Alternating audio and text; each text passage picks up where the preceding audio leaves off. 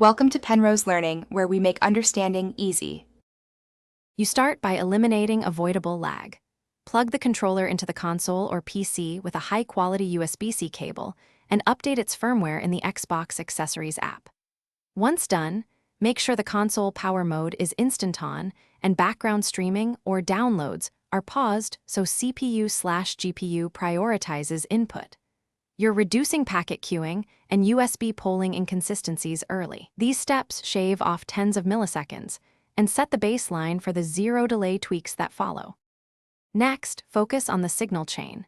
Put your TV/monitor into game mode and match the native refresh rate, 120 Hz if available, so frames render faster. You should use wired Ethernet and enable Router Co-S to prioritize console/PC packets. Wireless introduces variable latency. On PC, only adjust USB polling to 1000 Hz if your controller and cable support it, because incompatible polling can add jitter.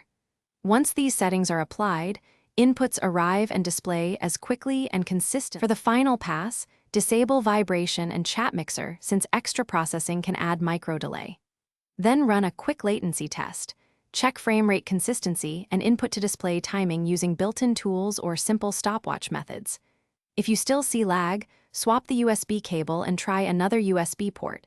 Intermittent cabling or a USB hub often causes spikes.